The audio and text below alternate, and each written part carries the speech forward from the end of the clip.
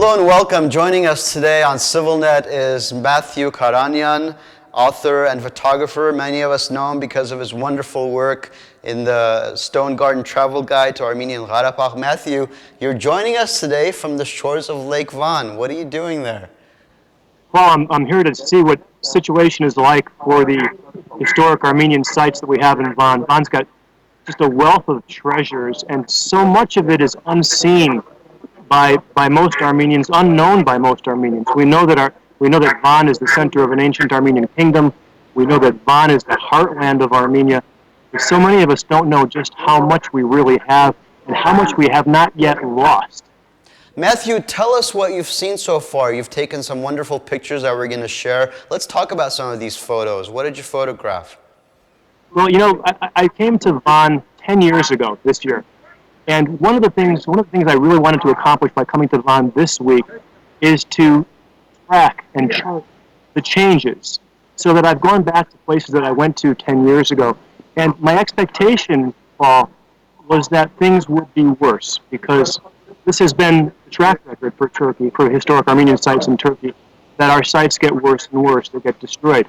And I was pleasantly surprised with a couple of visits that I made. One trip that I made to was a place called Yedi Kalesi. It's, we call it Warakabak. And when I went there 10 years ago, what I saw was, first of all, I had a hard time finding the church. I didn't recognize it at first. They were barns. One was being used as a granary, one was being used for hay, and another part of the chapel was being used to store gravel and quarry material. That was 10 years ago. When I went there a couple of days ago, it was a restored church. Now, the exterior is still in very bad shape, but the interior is once again a church. And that was very heartwarming to see and to observe. Not everything is getting worse. And I saw other improvements, too. I went to Diyarbakir last week, and Diyarbakir has a church, Surk Geragos, which was in ruins up until 2009. And had it continued at that pace of destruction, it would have been gone in a few more years. It's been completely restored, and for that, we have to thank the cooperation of the local authorities, the Diyarbakir mayor and the Kurdish authorities of that town. So there's been some good news here to report. You also attended the church service at Ahtamar. Tell us about that. Well, I'm still feeling pretty high from that experience. That was just a tremendous experience, Paul. I went out there at about 7:30 in the morning, just hundreds and hundreds of people. In the morning, mostly Armenians from all over the world. I met Armenians from Istanbul, Armenians from Yerevan. I met Armenians from Sydney, Australia. People came from all over, and they told me they were coming just for the baptism, because this baptism that occurred at Ahtamar yesterday was the first that had occurred in almost a century. 1915 was the last baptism, and yesterday there were 5. Matthew, are we going to see a guidebook from you soon, so that if I want to travel to Western Armenia, I'll be able to use what information you provide? Is there an edition coming that will take us through Western Armenia?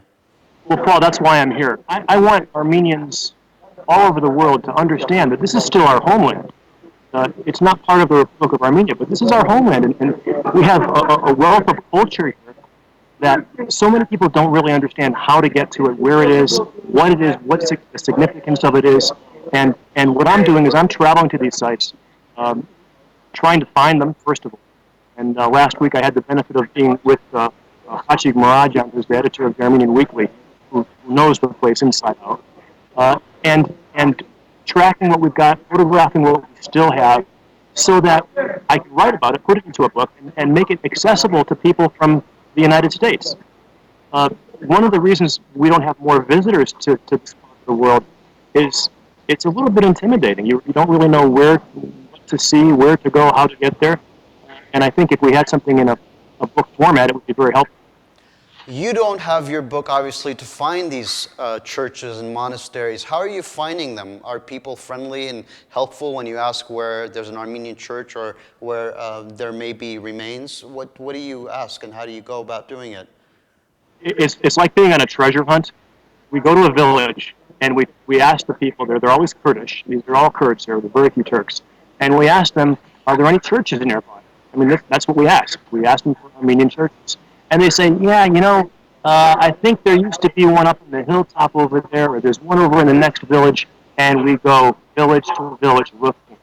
And a lot of times we're very, very disappointed with what we find. We find evidence of a foundation and nothing else. But every now and then we are finding some very significant sites. Kadoots on an island in Lake Van. The island isn't even on most maps. We chartered a boat. We took a speedboat out there. And it's a phenomenal site. This is something that Armenians should visit. And not only visit for one's own sake, to see it and to enjoy it, but if the local authorities see that people are traveling to these sites, they'll put a financial value. They'll say this has a pecuniary value to restore the church, to maintain the church. Look what's happening at Akhtamar. They have one church service every year, and it draws 1,000 people. 1,000 people who have to stay in hotels, who have to buy meals, who have to pay for transportation. It energizes the economy. Now, if that's what it takes for our churches and historic sites to be maintained and preserved, I don't have a problem. Was that one church service that you experienced, do you think that was enough for the folks who were there? Or did it seem like it was just a one-time thing? Or was there any dialogue as to how there should be more? Maybe more visitors would come if there were more often baptisms and church services. Well, while I was waiting to get into the church, I was talking to Matthew Karanian. He was there, and I said, "Look at all these people. I mean, with 1,000 people coming to a church service, maybe the local authorities might decide this is something that should be done maybe twice a year instead of once a year, 4 times a year." I don't think every Sunday would probably be warranted, but if they did it more often, I think it would still have a lot of support. How many people came from Armenia for this? And I met people from Yerevan who told me that since 2010, when they had the first church service there, they've been making an annual pilgrimage. It's kind of like a new Jerusalem for a lot of Armenians to come to Akhtamar now once a year for the church service. Matthew, this is obviously a huge project. How many more months of photography and research do you have to do to be able to have the material for the next guide? Well, I'm hopeful that I can publish by 2015. I would like to have something in people's hands by the centennial anniversary of the genocide. I don't know how many more trips that's going to take. What happens is once you start a project, inevitably you'll learn that the project is much bigger than you originally planned. Let's go and talk about your original guidebook. It's been years now when you and Robert Kurkjian set out to make your first travel guide. Since then, you've had incredible reviews from National Public Radio to CNN to Rick Steves. Everybody just finds this guide the most useful and best travel guide. How did you go about, you're an attorney by profession, how and when did you decide you wanted to have a travel guide for Armenia and Karabakh? Well, that book is a good example of a project that grew and grew and grew. When we first produced the very first guidebook, the first travel guide for Armenia back in 2001, the book was 135 pages. That's really all we could contribute at that time. And we've expanded it over the years to its current state of 320 pages. The idea, I have to give credit to Robert Kurkjian. He and I were talking about how we could encourage economic development in Armenia, get more people to travel there. And it was his idea, let's publish a book and explain to people how to get out there so that we can have more visitors to the country. Now, it's a lot of work. It takes a lot of time. And this trip that I'm making right now to Turkey, to historic Armenia, to what is now Eastern Turkey, took about a year of planning so that I could get enough time off from work in order to be here. And I'm already planning my next trip so that I can get time off again in May to come out and do the research. And what happens, Paul, is you travel on business a lot. You know that when you're traveling, there's very little sleep and there's very little downtime. And so what I'm doing each day, Paul, is I'm up at 5 o'clock in the morning.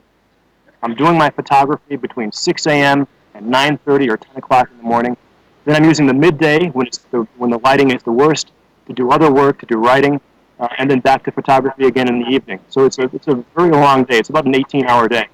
And the work does show itself in your guides. What was the latest edition? Was it the 3rd edition that was released 6 months ago? And I'm pleased to say that this third edition is getting some really good recognition. As you mentioned earlier, the Los Angeles Times did a feature in April about the book, and they called the book A Fresh View on Ancient Armenia. And I think you can't get any better an endorsement than for the Los Angeles Times to call your book A Fresh View. Bravo to you and Robert. And how is it available? You have a website, obviously, and it's also available in various outlets. What's the website address? Viewers should go to armeniatravelguide.com, and they can learn about the book. The book is also sold on Amazon.com, where you can look inside the book and browse through pages. And we're also in bookstores, in the Glendale bookstores, the independent stores in Glendale, and also at Barnes & Noble. Finally, Matthew, it must be surreal. I mean, you're sitting in a hotel on the shore of Lake Van. What's going through your mind right now? Well, this is where my family was from. My grandfather's nephew created a map of Van, a map of historic Armenia. One of his maps is on display at the National Museum in Yerevan.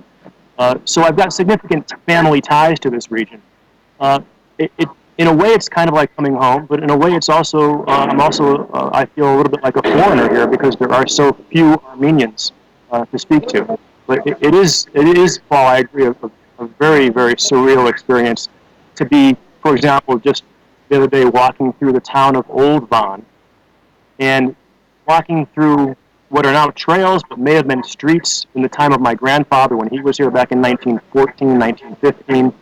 My family left in 1918. And I felt very sad to see that there were workers renovating and restoring 4 mosques in the old town of Van. But they told me when I spoke to them, one of them spoke English, and they said they had no plans to do any restoration to any other properties there. And that made me feel very bad, because this is a multicultural city, or it was 100 years ago, and it deserves to be one again.